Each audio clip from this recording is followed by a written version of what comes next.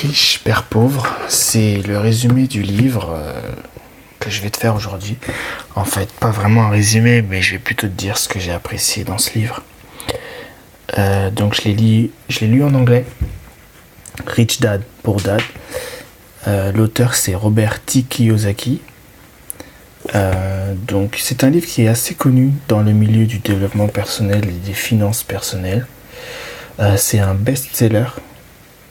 Et j'estime que c'est un des livres qui devrait être lu à l'école, au collège, à partir du collège, au lycée ou à la fac en tout cas. Ce que j'ai aimé dans ce livre en fait, je vais essayer de te faire un petit résumé sans te raconter tout le livre au cas où tu ne l'aies pas lu. En fait, c'est l'histoire de Robert qui raconte ce qu'il a appris des enseignements de son père et de l'enseignement du père de son ami, son meilleur ami. Et la raison pour laquelle le livre s'appelle Rich Dad, Poor Dad, c'est que en fait, son père représente le père pauvre et le père de son meilleur ami représente le père riche. Son père est hautement éduqué, est professeur et enseignant. Le père riche est très peu éduqué, donc il n'a pas eu le bac, je crois, mais il est propriétaire d'une entreprise, directeur d'une entreprise. Et les deux pères ont enseigné à Robert comment gérer son argent de façon avec leur point de vue, deux points de vue différents. Et c'est Robert qui a tout simplement catégorisé son père comme le père pauvre et le père de son meilleur ami comme le père riche. Et en lisant le livre, tout simplement, on comprend pourquoi.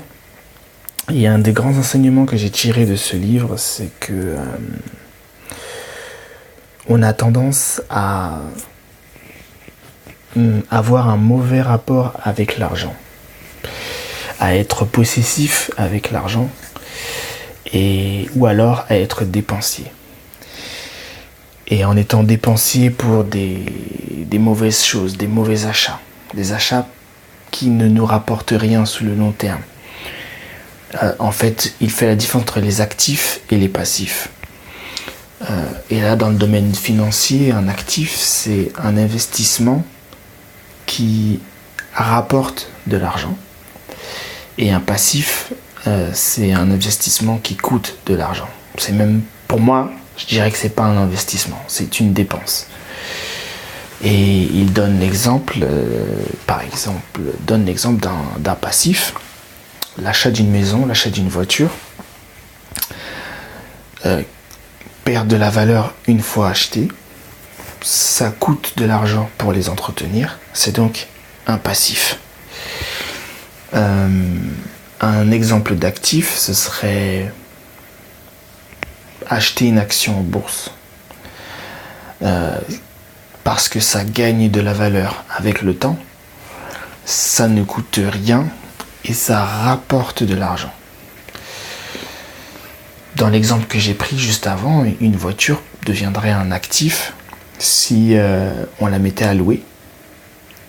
En location, pareil pour la maison. Parce que bien qu'il coûterait de l'argent à entretenir, ils en rapporteraient plus si c'est bien fait, évidemment. Et donc du coup, ils passeraient d'un passif à un actif. Et ce que j'ai appris en fait, c'est qu'on passe beaucoup trop de temps à dépenser notre argent dans des passifs et à accorder beaucoup de valeur à des passifs, à des objets et des choses, des événements qui périssent dans le temps, voire qui nous coûtent de l'argent et donc qui nous endettent. Au lieu de nous éduquer et de passer du temps à dépenser dans ce qui va nous rapporter plus d'argent plus tard. Voilà. On passe beaucoup trop de temps à donner de la valeur à ce qui nous rend plus pauvres de jour en jour, c'est-à-dire plus endettés, au lieu d'avoir une relation plus équilibrée, plus saine avec de l'argent et de dépenser, soit ne pas dépenser autant pour les passifs, soit acheter plus d'actifs. il fait aussi mention de la rat race, qui est un élément très important dans ce livre. C'est la course des rats en français. C'est le métro boulot dodo, le quotidien de milliers, milliards de personnes qui sont dans l'obligation d'aller travailler pour de l'argent, parce qu'ils s'ils arrêtent, en fait, le mois prochain ou à la fin du mois, disons, ils seront incapables de payer le loyer. Ça peut être pareil pour 2 mois, 3 mois, 6 mois. Et donc la course des rats, c'est en fait cette routine d'être forcé d'aller travailler simplement pour pouvoir être à l'équilibre au niveau de ses charges, au niveau du loyer, au niveau des impôts, au niveau de nos sorties scolaires, extrascolaires, nos loisirs, payer la scolarité des enfants. Et il encourage à faire en sorte de sortir de cette course des rats, soit en créant son entreprise, soit en ayant une activité secondaire. Tout ça dans le but d'avoir toujours un excédent de revenus, un excédent qui soit assez confortable pour ne pas avoir à se soucier de nos charges et de nos salaires, et de ne pas se sentir obligé d'aller au travail. Ce que je peux comprendre, parce qu'en fait, en étant obligé d'aller au travail tous les jours, on perd rapidement le sens de ce qu'on fait et le goût pour le travail. Ça m'est arrivé lorsque j'ai constaté que lors d'un décès d'un proche ou de la naissance d'un proche, on a en France 4 jours de repos. C'est vraiment très très court. C'est vraiment très très peu de temps pour accorder à cet événement si important dans une vie. À ce moment-là, c'est bien plus important que le travail et que le salaire. Et pourtant, on ne nous accorde que 4 jours. Alors, c'est pas forcément 4 jours partout. Mais quoi qu'il en soit, on n'est pas libre de rester chez soi plus de 4 jours parce qu'on est lié par contrat avec l'employeur. Je ne dis pas que c'est une mauvaise chose, mais je dis que quand on y est vraiment contraint et obligé, on se sent vraiment esclave et malheureux. C'est peut-être pas le cas de tout le monde, mais j'entends dire exprimer la tristesse dans la majorité de ceux qui s'expriment autour de moi à ce sujet. Donc voilà, il y aurait plein d'autres choses à dire sur ce livre. Rich Dad Poor Dad.